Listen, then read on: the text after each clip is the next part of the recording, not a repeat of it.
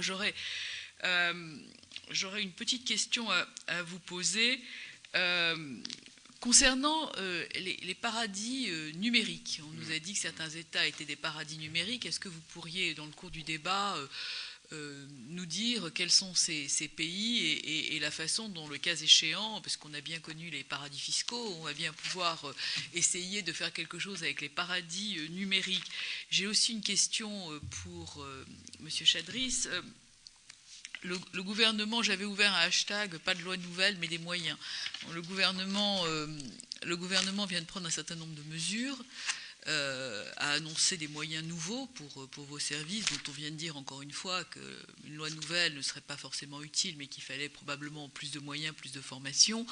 Est-ce que les moyens qui sont annoncés sont suffisants d'après vous? Ils ne le sont jamais complètement face à cette demande nouvelle, hein, évidemment, mais le gouvernement a pris quand même des mesures importantes financièrement et d'un point de vue du recrutement. Donc, est-ce que vous pensez là aussi que les choses sont en voie d'amélioration et comment se passe la coopération entre vos services? Est-ce qu'on parle toujours de tuyaux d'orgue ou est-ce que les choses se passent bien au niveau de la coopération? Et pour M. Zimmermann, j'ai une question technique qui me pose problème. Vous savez qu'un journaliste de rue 89 a ouvert un faux compte Facebook où il était candidat djihadiste et l'algorithme de Facebook l'a immédiatement mis en contact en très peu de temps avec des dizaines et des dizaines de gens dont le profil était identique, créant par la même occasion un lien et éventuellement un cheminement vers la Syrie.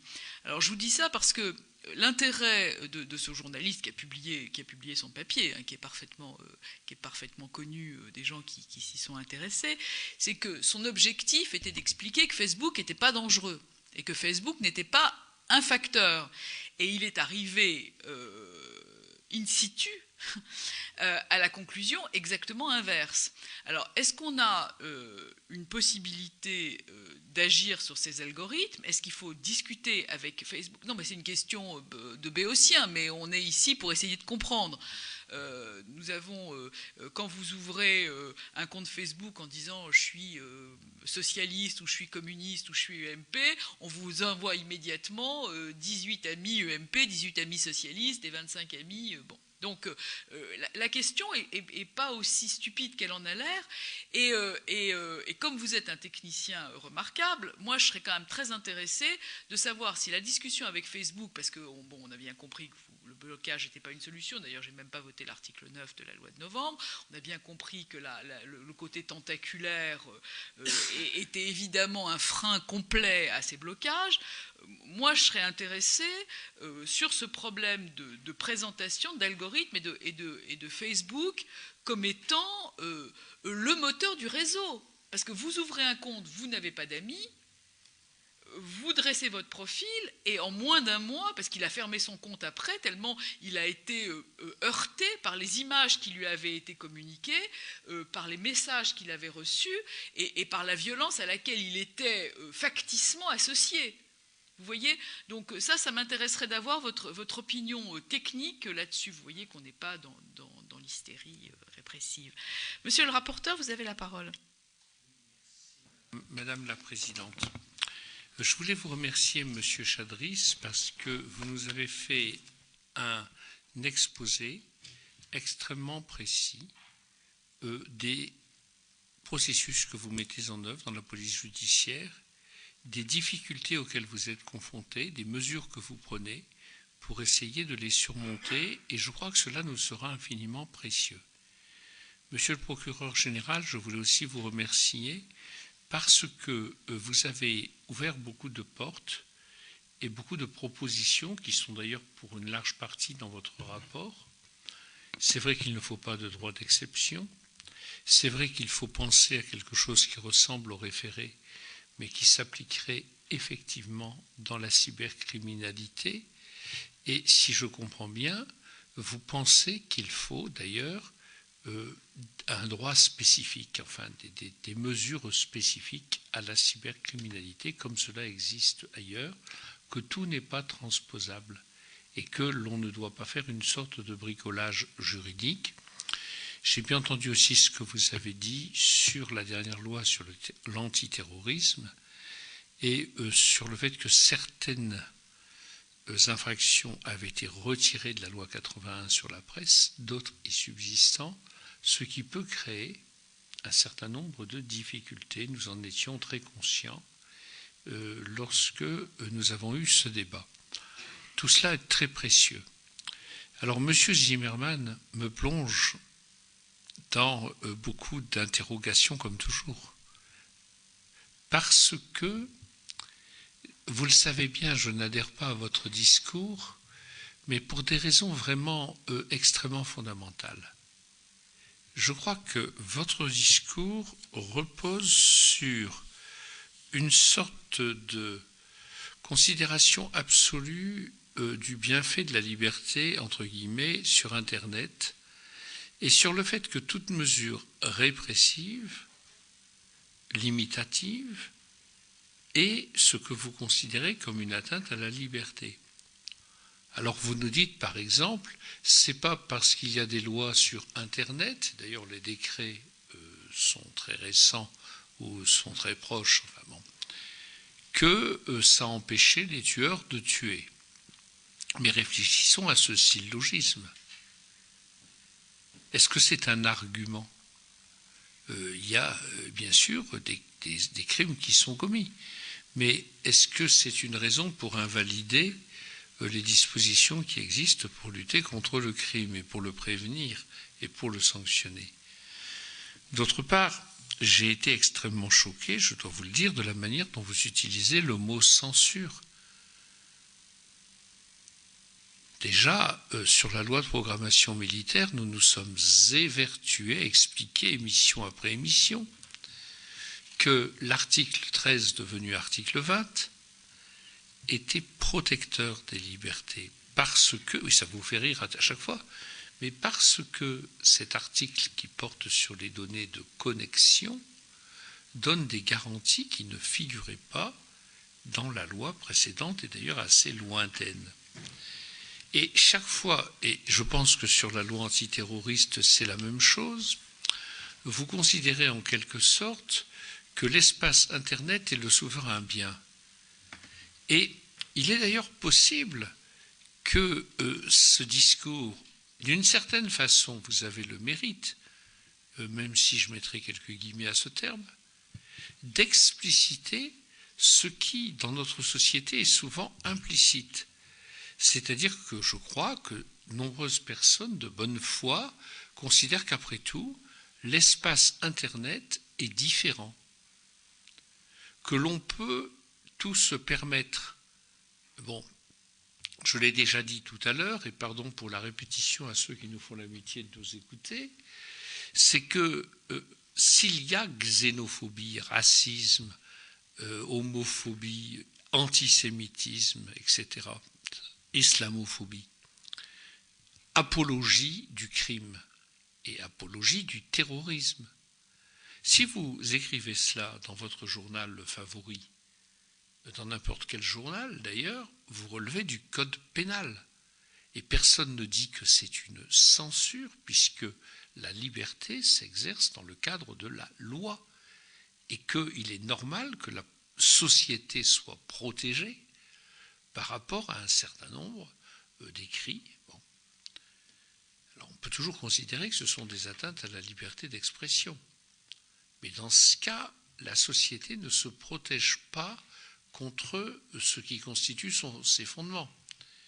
Et je ne vois pas pourquoi l'application des mêmes règles, dès lors qu'il s'agit de réseaux sociaux, d'Internet, serait quelque chose qui serait perçu comme étant injustifié ou même moins justifié. Donc, alors je comprends que Internet est une mutation culturelle, sociale considérable. Je comprends que c'est une richesse et on a envie de le dire.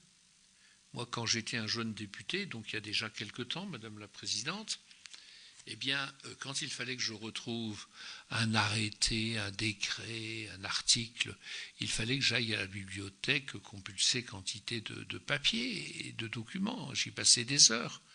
Maintenant, je le trouve en 3 secondes. Donc c'est magnifique. Non, mais c'est extraordinaire. Mais en même temps, quand nous voyons... Alors, vous nous dites aussi, ce n'est pas faux, et puis j'arrête, il n'y a pas que Internet.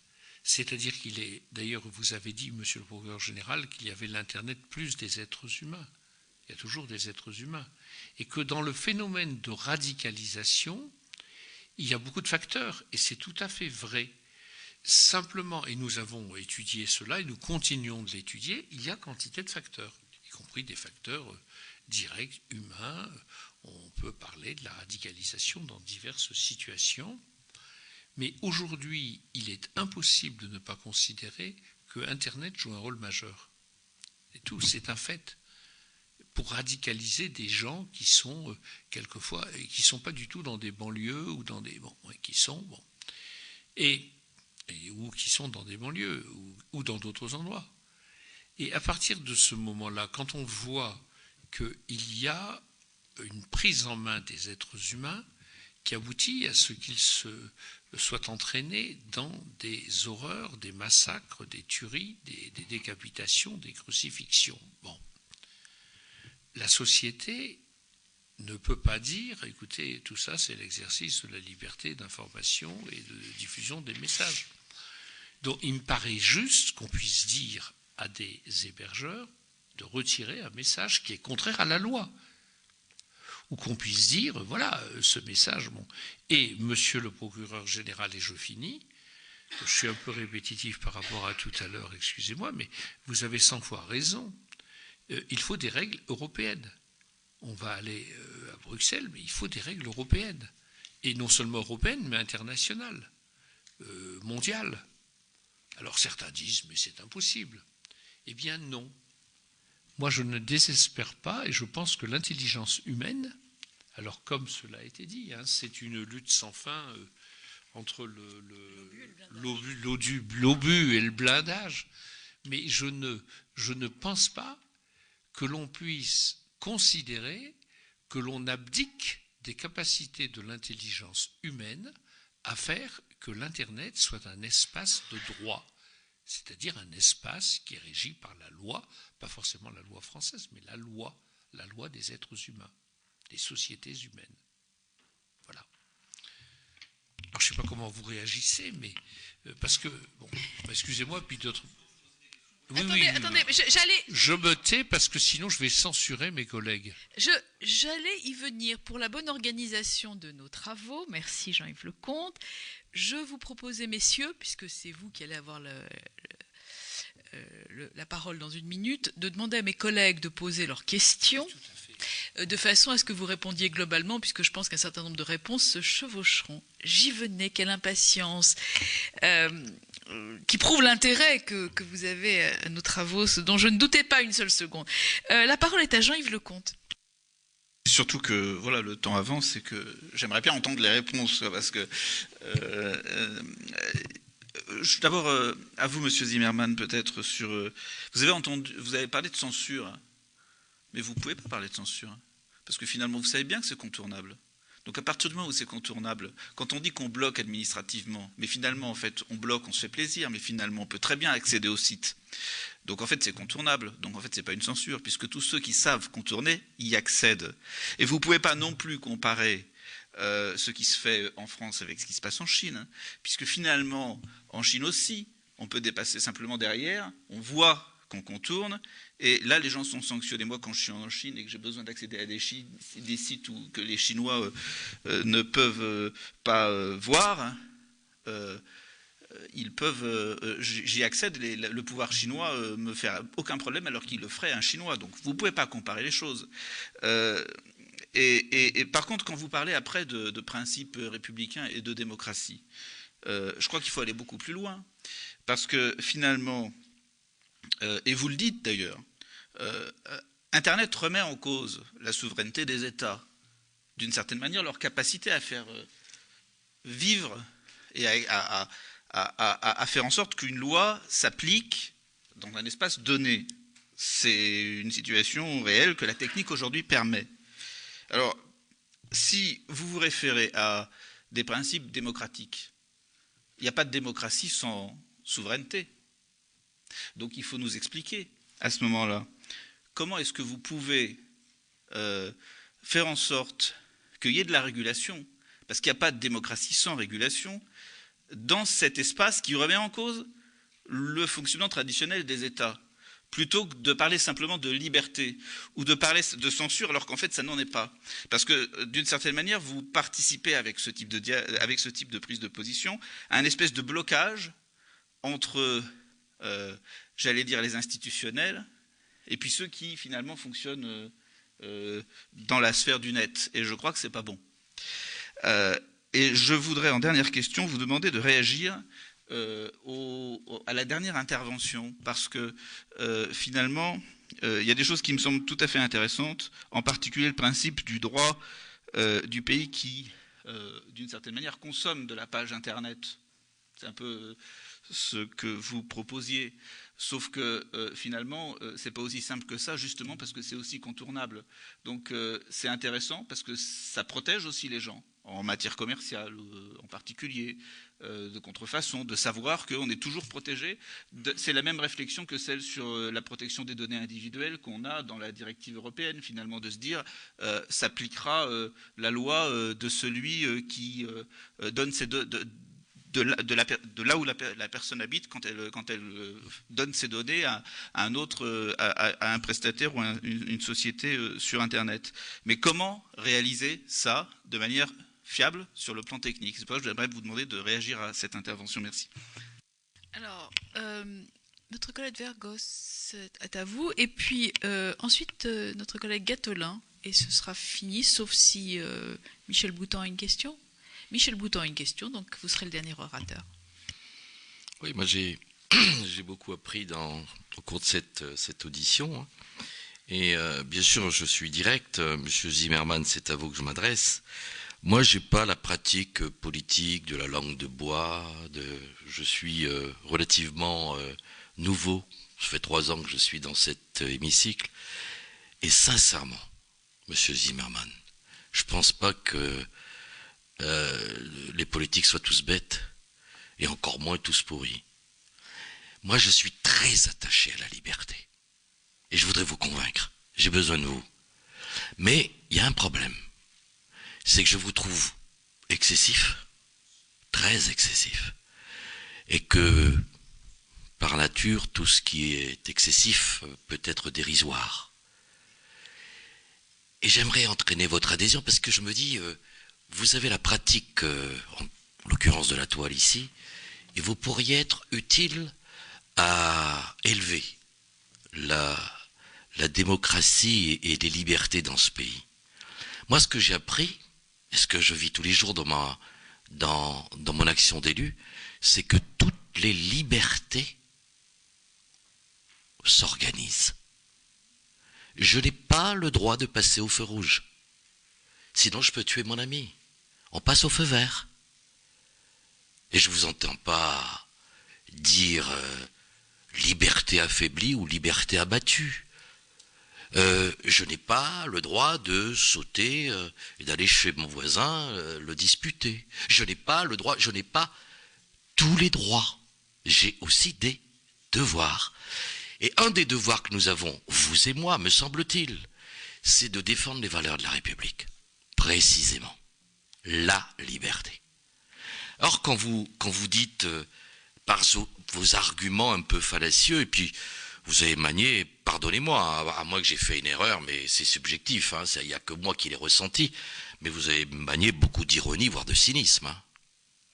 À dessein, j'ai bien compris, pour choquer. Mais vous m'avez choqué. Donc je viens vers vous pour vous dire comment on peut travailler ensemble, parce que la République a même besoin de vos compétences et vos éclairages sur la liberté. Moi, j'ai la trouille d'être liberticide. J'ai peur. Vous voyez, quand vous développez l'argument, attention, nous allons donner des missions de surveillance au privé. Je la reçois, cette argumentation. Je ne suis pas sourd, je vous écoute, et même je vous entends.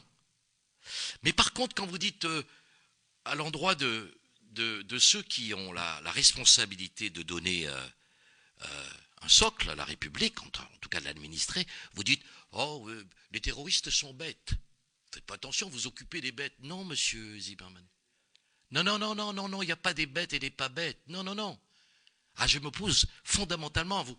Les terroristes sont bêtes, mais méchants aussi. Et ils sont terroristes, s'il vous plaît. Non, vous avez la facilité de jouer avec les mots, mais tous ceux qui nous écoutent ou qui nous liront demain n'ont pas votre facilité. Essayons de parler au plus grand nombre des Français. C'est eux qu'on veut convaincre. Sans eux, nous n'aurons pas d'adhésion et donc d'efficacité dans notre démarche.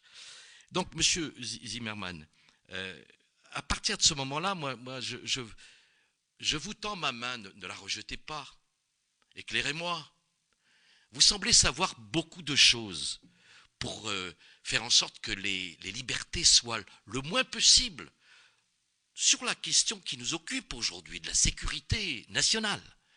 Vous semblez avoir des solutions pour nous présenter une démarche qui serait en tout point non liberticide. Moi, je souhaiterais la lire. Alors, où vous situez-vous? Je suis Michel Vergoz, sénateur de La Réunion. Je prendrai un grand plaisir à vous lire. Mais, s'il vous plaît, monsieur Zimmermann, faites-moi grâce de votre introduction, parce que, à la question « Où vous situez-vous ?», vous avez été très, très, très succinct, c'est le moins que je puisse dire. Merci à vous. Notre collègue Gattolin et puis Michel Boutan ensuite. Oui, merci Madame la Présidente, Monsieur le rapporteur. Pour rappeler que dans le cadre de la Commission des Affaires européennes, Colette Mello et moi-même avons été chargés d'une mission à l'échelle européenne d'interrogation, de questionnement et de réflexion sur, intitulé, alors je conteste un peu l'appellation première et vous verrez pourquoi, Internet, réseaux sociaux et djihadisme. Donc nous sommes effectivement sur des travaux, ça c'est depuis les événements, donc la Commission des Affaires européennes s'est dotée de 6 groupes de travail. Nous réfléchissons à un certain nombre de domaines, comme la question du PNR, donc du fichier voyageur national ou au niveau européen. Et je profite de l'occasion, quand même brève, mais pour dire, si je partage quelque chose avec M. Zimmermann, c'est que j'ai de grosses inquiétudes quant au profilage de masse. On sait que le travail sur des données, on en a énormément. Il y a un criminologue qui s'appelle M. Alain Bauer et qui l'a dit et répété, c'est la capacité et l'intelligence à traiter des données de masse dont qu'il importe. Et une chose typique, les plats pris dans les avions, moi je vais vous dire, je prends toujours les menus spéciaux en fonction de ceux qui sont disponibles parce qu'on est servi en premier dans les avions. Et après je peux dormir. Alors si on croit effectivement que les terroristes ou que les gens qui vont mener une action sont bêtes et vont prendre un plat halal et vont faire leur prière au milieu de l'avion en plein vol, c'est effectivement dans ce profilage de masse, c'est effectivement vers un travail beaucoup plus qualitatif, ciblé, interrogatif qu'il faut aller. Alors, 2 choses. Je ne suis pas intervenu à l'issue de la première table ronde, mais je voulais rappeler quand même à certains acteurs d'Internet que, et même si j'en suis un grand défenseur, le discours de l'autorégulation, le discours de la gouvernance, ce terme stupide de gouvernance que certains d'ailleurs de nos collègues ont introduit en politique alors qu'il s'agit d'abord d'un système économique, je ne citerai pas de nom, mais vous voyez qui je veux dire, qui a introduit ça, gouvernance commence à me passer par-dessus la tête. J'étais vice-président de la mission sur la gouvernance mondiale d'Internet. La gouvernance mondiale, on voit à peu près ce que c'est-à-dire sous couvert de surtout pas de politique et pas d'État, les intérêts économiques les plus puissants s'arrangent et s'arrogent le droit de beaucoup de choses. Que, en matière d'autorégulation, bien, je voudrais excellent. Merci. Non, mais je voudrais dire et fiscaux. Et fiscaux. Et je voudrais dire une chose, d'ailleurs en la matière, sur Internet, on a eu après les attaques, notamment contre certains sites et surtout les attaques physiques contre des personnes, Et je le dis avec d'autant plus de calme que j'ai plusieurs amis qui sont morts parce que je travaillais dans la presse avec eux, donc j'essaye d'avoir un peu de recul par rapport à ça. Mais quand j'ai vu les Anonymous qui se sont pris pour des super-héros et attaqués en réseau et d'effacer près de 400 sites de Facebook, je me pose la question de ces sites, et je pose la question à Monsieur Chadris. Ces sites étaient sous surveillance, c'est une disparition de données. Donc si on pense que l'autorégulation s'efface à une attaque de djihadistes qui vont essayer de bloquer, voire pire, le site de Charlie Hebdo, de titre de presse, et soi-même d'attaquer des sites qu'on a repérés, oui, l'avantage d'Internet est de laisser un certain nombre de choses se produire, c'est aussi de pouvoir surveiller et de capter des informations. Puis le deuxième élément, c'est ce terme de cyberterrorisme qui m'agace beaucoup parce qu'on confond l'action de groupes terroristes en propagandistes sur Internet, de diffusion de leurs messages, comme on fait passer d'ailleurs des petits journaux, comme on a utilisé même de grandes chaînes d'information du monde arabe pour faire passer aussi des vidéos absolument odieuses et dégoûtantes. Ça, il y a cette action média, courroie de transmission, comme disait Lénine, en expliquant que la presse du parti était là pour diffuser les idées. Alors c'est vrai que c'est selon un mode moins vertical et plus horizontal, il faut en tenir compte. Et on ne voit pas ce qui est en train de se passer. Et à mon avis, la chose la plus grave, et qu'on va réintroduire dans nos travaux au niveau de la Commission des Affaires européennes, c'est la question de la cybersécurité. Parce que là, effectivement, ce qu'on note, bon, j'ai la chance et le malheur d'être sénateur des Hauts-de-Seine, donc je suis souvent à Montrouge et j'étais le jour de l'attaque, et il se trouve qu'une des principales sociétés de sécurité informatique, Sifaris, a son siège à Montrouge, et c'est elle qui s'occupe depuis plusieurs années du traitement informatique et de la sécurité du journal Charlie Hebdo. Je peux vous dire, j'y ai passé 2 jours. Vendredi en 8, il y avait 170 millions de tentatives d'entrée par robot à la seconde, et lundi on atteint le chiffre de 1500 milliards à la seconde de tentatives d'entrée par des robots, au point où le prestataire et l'hébergeur américain qui permettait de tenir les flux a jeté l'éponge. Et nous n'avons rien au niveau européen pour dire on permet à ce journal d'exister. Les coûts de sécurité, c'est pas simplement le déni d'accès dont on parle beaucoup. Et je remercie là encore Monsieur Chadris et Monsieur Robert qui ont un peu développé tous ces éléments. Il y a aujourd'hui la volonté d'entrer dans les éléments secrets. La messagerie de Charlie Hebdo était attaquée pour prendre les messages personnels, les coordonnées personnelles des gens qui y travaillent. Alors là, oui, on risque de passer à une phase de cyberterrorisme. Parce que le lien entre le pré-recrutement par Internet, on ne sait pas, la relation qu'il y a entre le recrutement physique, le recrutement à distance, quel est celui qui agit en premier, ou le rôle que peuvent jouer certains imams, ou les rencontres en prison. Oui, je fais très bref. Simplement, aujourd'hui, on sait qu'il y a des tentatives d'intrusion sur un certain nombre de sites, notamment de médias. C'est très inquiétant parce que demain, ça alimentera le repérage de personnes pour mener des actions. Et d'ailleurs, la vraie question de la liberté de la presse, au moins sur cette question-là, c'est pas seulement d'assurer la sécurité des locaux et des personnes, ça va être d'assurer la sécurité de leur capacité à continuer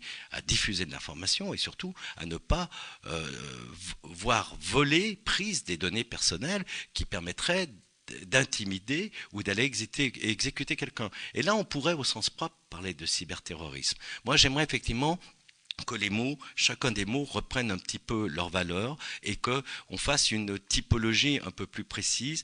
Et c'est parfois un peu facile d'accuser Internet comme on peut accuser aussi la presse écrite ou les radios libres quand elles n'étaient pas régulées. Ça veut pas dire que Internet ne doit pas avoir d'instrument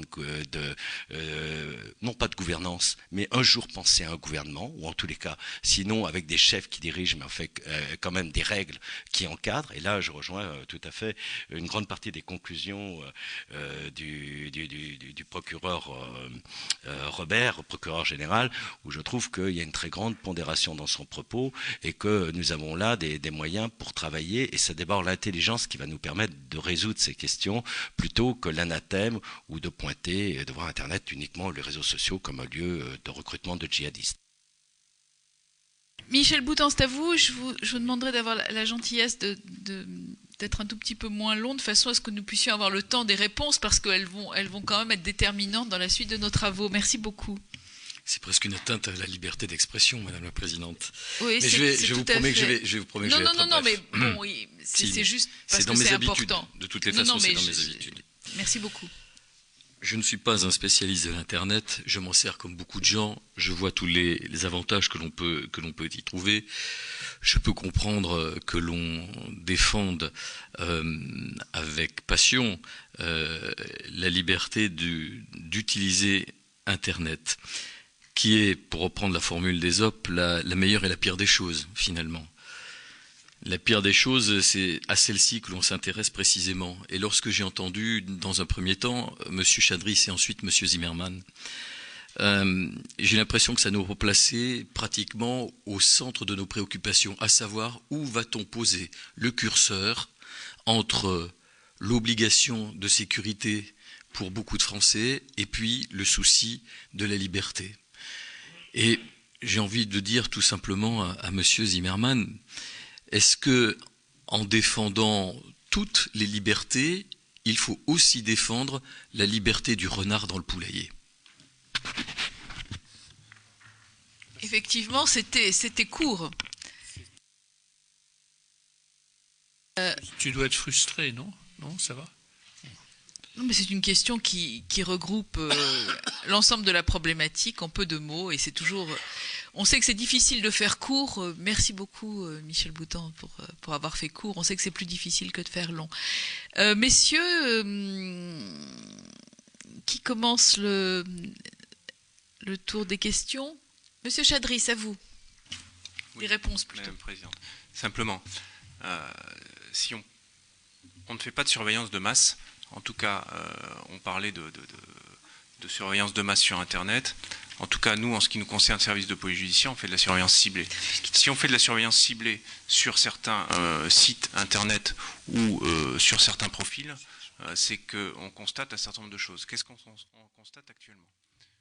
99% des affaires de terrorisme djihadiste que nous traitons ont ou ont eu ou ont un lien et utilisent Internet comme vecteur pour un certain nombre de choses. Qu'est-ce qu'on constate également? On constate également que beaucoup de jeunes, finalement, leur culture religieuse ne se fait que sur Internet. Et très rapidement, ils nous l'expliquent, très rapidement, ils sont de site en site et de lien en lien. Ils arrivent sur des sites djihadistes et très rapidement, en créant un simple profil Facebook, ils rentrent en contact avec des gens qui sont des terroristes. Voilà, ça c'est un constat, il est clair. Et la surveillance d'Internet, elle n'a pas pour but, en tout cas nous, services de police judiciaire, de le faire de manière large, on le fait de manière ciblée et on crible un certain nombre de choses. On a des organes de propagande de groupes terroristes qui ne vivent et qui ne peuvent vivre que grâce à des plateformes qui n'embrassent pas du tout les thèses djihadistes, mais qui ont pour justification la liberté d'Internet. Donc ces plateformes permettent à ces diffusions terroristes d'exister et de se propager. Je ne porte pas de jugement de valeur, c'est un constat. La question que vous posiez également sur, Madame la Présidente, sur les tuyaux d'orgue. Dernière affaire, l'affaire des attentats parisiens, 3 services ont été saisis, la police judiciaire de Paris et la DGSI. Les services ont travaillé ensemble, y compris sur Internet, et sans difficulté. Vous parliez des renforts également, je réponds à votre question. Effectivement, un certain nombre de renforts nous sont annoncés. Je dirais que on n'a jamais assez de moyens. Néanmoins, on a vu avec ce développement, justement avec cet outil Internet, qu'il nous fallait recruter de plus en plus de spécialistes. C'est-à-dire que le policier de police judiciaire, c'est plus le policier de police judiciaire il y a 20 ans. C'est maintenant quelqu'un qui doit maîtriser la toile, qui doit maîtriser les réseaux sociaux, qui doit maîtriser la téléphonie et de maîtriser les supports informatiques. Donc on a de plus en plus besoin de vrais spécialistes parce que l'informatique, parce que les ordinateurs, parce que Internet sont les moyens pour les terroristes d'exister, mais sont aussi les moyens pour les terroristes de commettre leurs actions. Donc à nous, services de police judiciaire, de nous adapter, non pas en faisant de la surveillance de masse, mais en faisant de la surveillance ciblée et sous le contrôle, je le rappelle, de magistrats judiciaires. Très bien.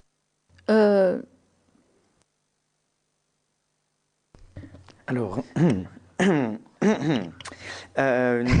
bonne vingtaine de questions et de sujets mises bout à bout. Je vais tenter d'être bref. Non, vous avez le temps pour les réponses, c'est important. Monsieur Verlois, je crois. Oh, pardon, Vercos. Oh, d'accord, j'étais très loin du compte, pardon. D'accord. Monsieur Vergos, j'apprécie votre main tendue et la saisie au vol volontiers, et je suis sûr que nous aurons les deux mains. Nous aurons l'occasion de discuter de tout ça peut-être dans un format plus long.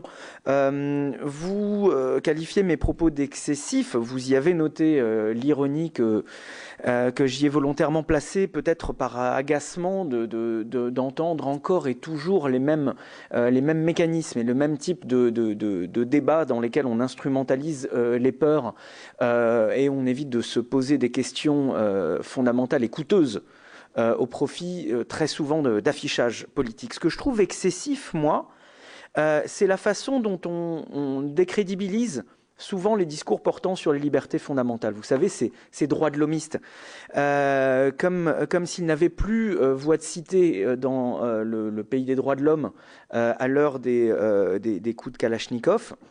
Ce que je trouve excessif encore, c'est non pas les quelques lois touchant Internet et restreignant les libertés sur Internet, comme l'a suggéré monsieur le rapporteur. Ce n'est pas au sujet de ces quelques mesures que j'ai dit que les terroristes des attentats récents n'avaient pas été arrêtés. Je parlais de l'empilement de lois sécuritaires de ces 15 dernières années, qui, elles, mis bout à bout, depuis la LSQ jusqu'à la loi antiterroriste récente, elles, toutes ensemble, n'ont pas permis d'arrêter ces individus qui pourtant étaient sous la surveillance des services jusqu'à 6 mois avant les attentats.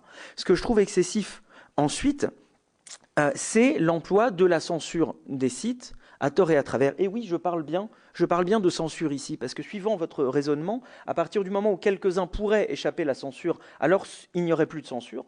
Donc la Chine ne censure pas Internet, donc l'Iran ne censure pas Internet, donc le Pakistan ne censure pas Internet. Pour moi, lorsqu'une autorité lorsque l'exécutif prend la décision de rendre certains contenus inaccessibles, d'empêcher la population d'accéder à certains contenus, je vous invite à lire la définition dans le dictionnaire de la censure pour vous apercevoir que ce que l'on nomme pudiquement le blocage administratif des sites n'est ni plus ni moins que la censure d'Internet, et je revendique l'utilisation de ce terme. C'est son utilisation à la censure que je trouve excessive, car en aucun cas elle ne peut être proportionnée. La censure est efficace.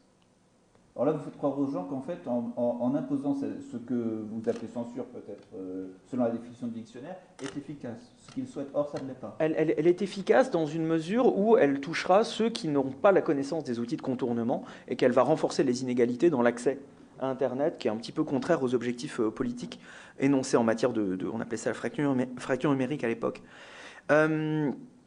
Ce que je trouve excessif, c'est donc l'usage de cette censure, qui en aucun cas ne peut être proportionnée, qui systématiquement va causer des blocages et des surblocages. Et je vous envoie là à l'étude d'impact de la LOPSI, telle que présentée par le gouvernement de M. François Fillon en 2009 et 2010. Dans son étude d'impact, la LOPSI annonçait que le risque de surblocage, donc de censure collatérale, était inévitable. À l'époque, les socialistes étaient vent debout contre cette disposition qu'ils ont adoptée dès demain lors des derniers projets récents. Ce que je trouve excessif ensuite, c'est ces discours sur Internet, zone de non-droit, où on voudrait nous faire porter le chapeau d'une défense un peu fantaisiste des libertés sur Internet, alors que ce que nous défendons, ce sont les libertés, ni plus ni moins. Vous savez, liberté, égalité, fraternité, comme dans liberté, point, égalité, point, fraternité, point.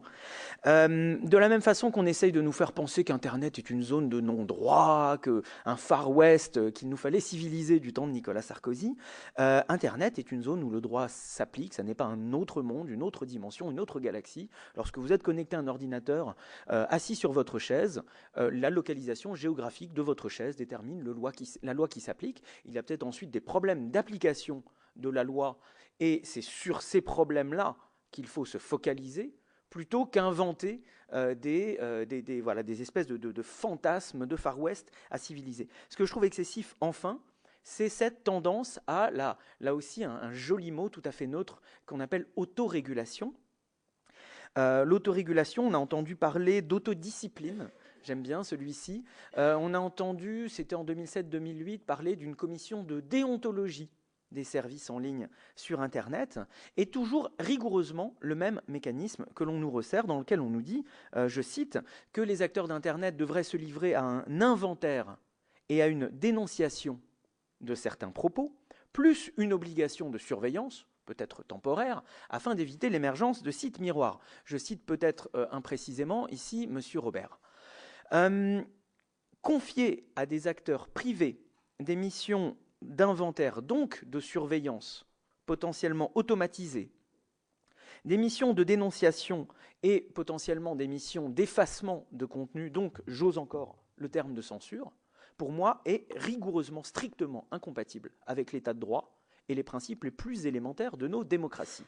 C'est un phénomène que nous dénonçons sans cesse, auquel YouTube, Facebook, Twitter et les autres, Twitter un peu moins pour le moment, se livrent sans état d'âme lorsqu'il s'agit de faire plaisir à Hollywood, créant ainsi des entraves graves à la liberté d'expression alors qu'une génération entière s'exprime par le remix et la réutilisation d'images animées. Et je ne vais pas faire un lien direct entre les deux, mais une partie de cette génération se sent peut-être oppressée ou dénigrée par les pouvoirs publics. Et là encore, il y a trop de distance entre les deux points pour les relier. Donc cette notion d'autocensure, d'autorégulation qui est dans l'air du temps, que M. François Hollande poussait hier encore, et qui était dans les discours de Manuel Valls en matière de mesures d'exception, en matière de lutte contre le terrorisme, et je le trouve, je le maintiens, infiniment plus excessif que tous les propos, même les plus cyniques qui soient, que j'ai pu tenir ici. Et pour... C'est contre les règles les plus... séparation des pouvoirs. Et d'accord. Et donc... Hein? Ah non, absolument pas. Et justement, alors j'y reviens dans... Excusez-moi, j'y reviens seulement dans la troisième partie de ma réponse, déjà un petit peu trop longue. La deuxième concerne précisément dans cette autorégulation votre question, Madame la coprésidente de la Commission, sur les algorithmes. Et les algorithmes et le fait de confier à des acteurs privés le soin de laisser à leur machine décider des comportements, d'imposer des comportements, d'imposer ce que vous appelez l'encadrement des libertés, d'imposer des régulations, d'imposer de la surveillance ou des actes de censure. Ces algorithmes ne sont pas fiables, ils sont opaques et ils répondent systématiquement à des impératifs qui sont des impératifs économiques. Lorsqu'une entreprise a à choisir entre une action plus juste et une action plus rentable, on sait que sa nature la pousse à adopter une action plus rentable. Dans le cas que vous décrivez, il s'agit d'un journaliste qui cherchait à se faire passer pour un djihadiste, qui a donc dû se déclarer à coups de drapeaux, de mots-clés, etc., et qui a été reconnu comme tel. Ce que cela nous dit, c'est que des enquêteurs, dans le cadre du respect des valeurs démocratiques et avec des pratiques de surveillance ciblées, comme cela a été, et je veux bien le croire, énoncé comme étant les pratiques de la DCPJ, un enquêteur peut lui-même se livrer à l'utilisation de ces signaux et de ces codes, de se faire passer pour djihadiste pour Facebook, d'aller infiltrer les réseaux en se faisant suggérer d'autres djihadistes, et de là, aller les pister, les infiltrer, les surveiller, et mieux les alpaguer. Votre exemple illustre pourquoi il serait extrêmement dangereux, voire contre-productif, de confier à ces mêmes algorithmes des missions qui relèvent de l'autorité judiciaire indépendante. Et je ne dis pas que c'est ce que vous suggériez, je dis que c'est ce que l'on entend en filigrane du discours de M. Robert et noir sur blanc dans les discours de messieurs Valls et Hollande aujourd'hui. Ce qui m'amène à mon troisième point, qui est donc de répondre à vos questions sur quelles seraient les mesures à prendre, quel serait le programme, si j'ose dire, ou les propositions, et comment mettre en œuvre cette souveraineté des États et mettre en œuvre le droit sur Internet. Là, pour le coup, j'ai une réponse qui va peut-être vous paraître un petit peu vieux jeu, et pas du tout Internet. L'autorité judiciaire, le juge judiciaire impartial et indépendant. La seule façon, et je ne l'invente pas, dans un État de droit, de restreindre les libertés conformément aux principes qui sont ceux de proportionnalité, et j'en oublie quelques-uns n'étant pas juriste de formation. Le juge judiciaire est seulement le juge judiciaire. C'est là la ligne que nous défendons. Alors, j'accepte de me faire accuser de tous les maux, d'être un dangereux libertaro, anarcho, gauchisto, terroriste, parce que je défends comme une ligne infranchissable le fait que dans un état de droit, seul le juge judiciaire est habilité à restreindre les libertés fondamentales. Et cela, vous connaissez sans doute mieux que moi le droit à un procès équitable qui implique la transparence des décisions, les audiences contradictoires et les possibilités d'appel jusqu'aux plus hautes juridictions, y compris les juridictions européennes. Est-ce trop demandé? Donc, dans l'inventaire de ce que nous proposons, de ce que nous avançons comme étant la plupart du temps déjà sur la table, le juge judiciaire comme seul rempart des restrictions de liberté. La surveillance, dans tous les cas, ciblée et encadrée par des principes démocratiques. Et c'est le président de la CNCIS qui le demande et le Conseil de l'Europe qui lui fait écho. Au passage, toujours dans ce que moi je qualifie d'excessif, que des lois soient adoptées des deux mains par les deux chambres, alors qu'elles sont critiquées par le Conseil national du numérique, par la Ligue des droits de l'homme, par Reporters sans frontières, par la CNCDH, par le Conseil de l'Europe, et qu'il n'y a même pas un recours au Conseil constitutionnel, parce que personne n'a le courage politique de s'élever contre un discours ambiant qui est que si on est contre la sécurité, alors on est pour les terroristes. Aussi, pardon de revenir sur mon premier point. Le Conseil constitutionnel d'un texte que nous avons voté et que nous trouvons conforme aux libertés. Pourtant, la CNCDH vous a dit le contraire alors qu'elle n'a pas été saisie. Bon, bref, pardon, excusez-moi, je suis moi-même, j'ai moi-même ouvert une parenthèse. La CNCDH, pour qui j'ai grand respect, ainsi que pour sa présidente, Madame Christine Lazerge, elle a ses appréciations, c'est bien normal. Mais nous avons voté ce texte. Je n'ai pas dire, ou alors dans ce cas, il aurait fallu que nous ne le votions pas. Vous comprenez cela? On ne va pas aller dire porter. Ça aurait pu être porté comme un gage de votre certitude dans la conformité aux libertés fondamentales de votre texte. Le Parlement a pour rôle de faire la loi. Et peut saisir le Conseil constitutionnel sans être empêché de faire la loi.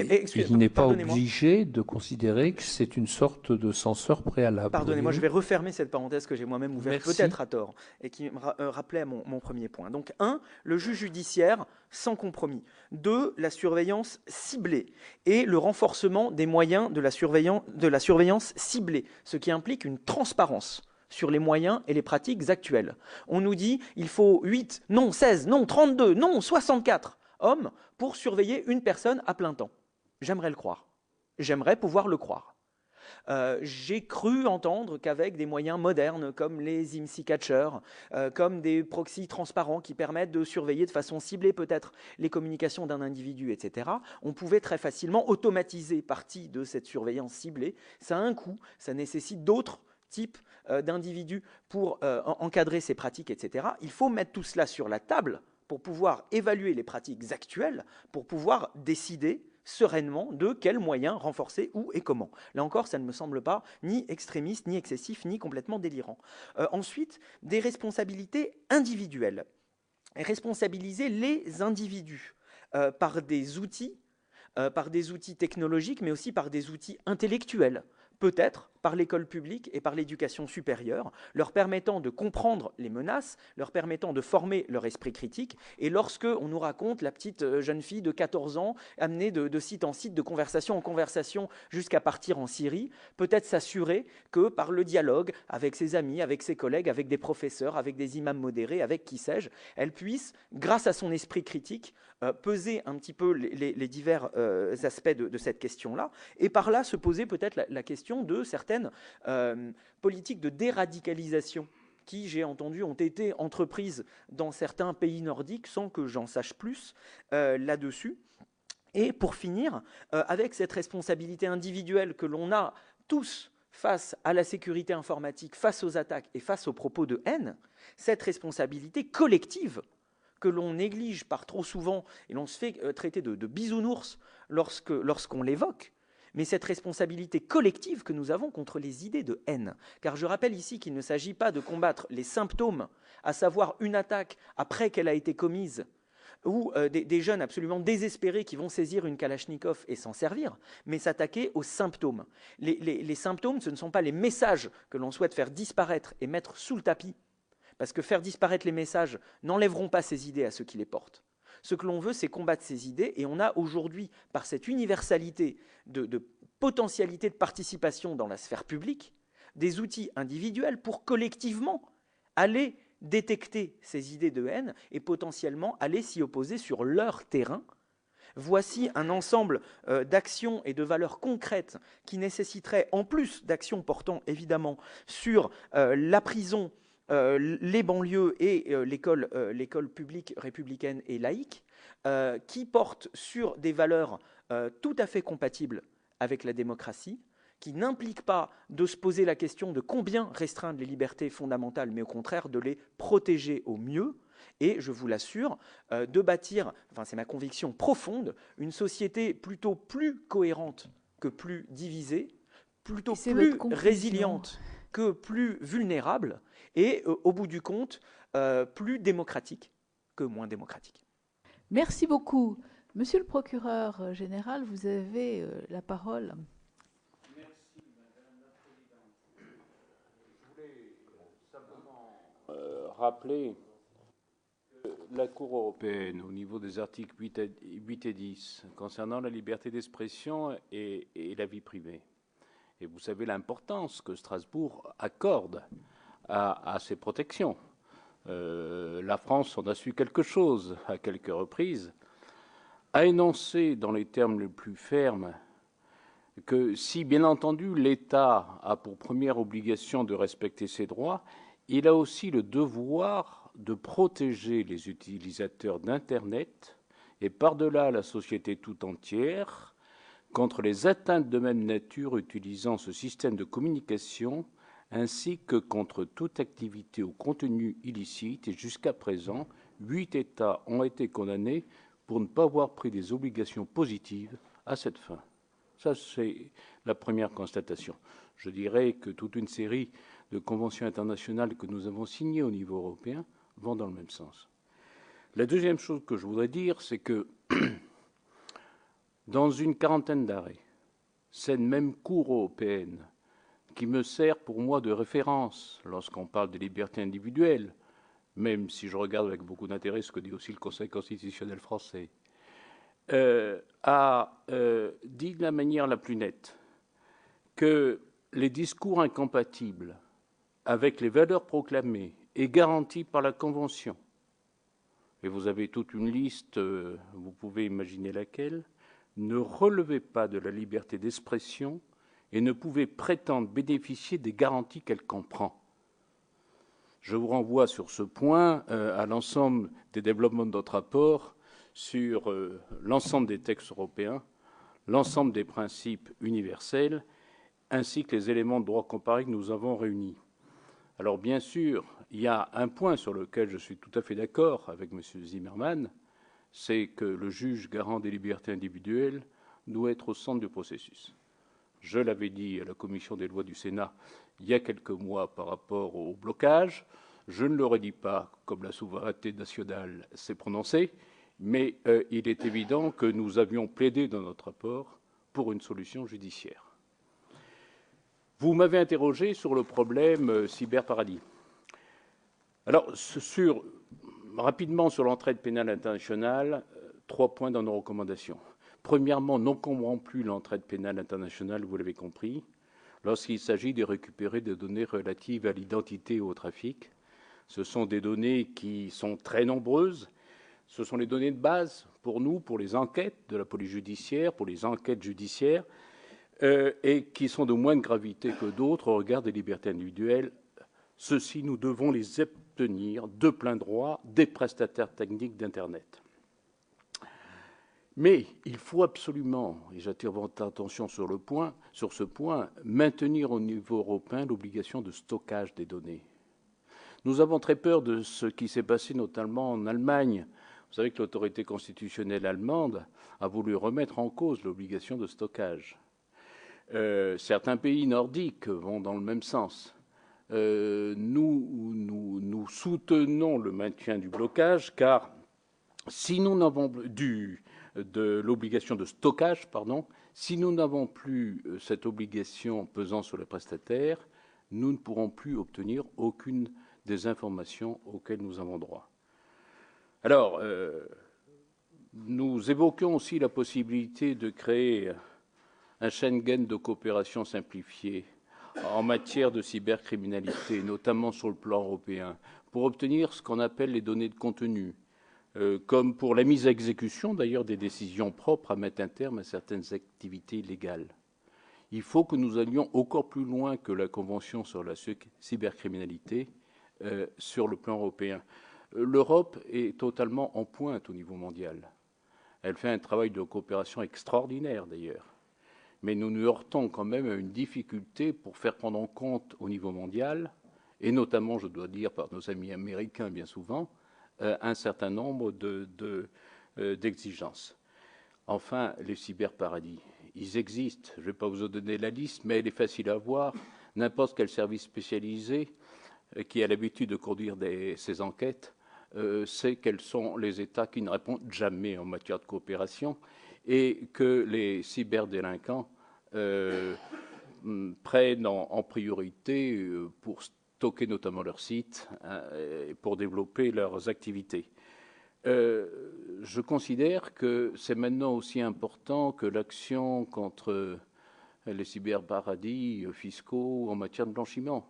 C'est ça notre avenir maintenant. Si nous n'arrivons pas à mettre à la norme ces cyberparadis, qui en font d'ailleurs une activité économique, c'est pas gratuit, notre stratégie va connaître des difficultés. Il faut qu'on ait le soutien de l'ONU, que l'ONU soit beaucoup plus mobilisée. Pour l'instant, c'est pas brillant, mais il nous faut d'abord convaincre les États-Unis d'Amérique de véritablement prendre notre taureau par les cornes. Nous n'avons pas tout à fait la même conception à ce niveau. Monsieur le procureur général, je vous remercie infiniment. Messieurs, je vous remercie beaucoup d'avoir participé à cette table ronde.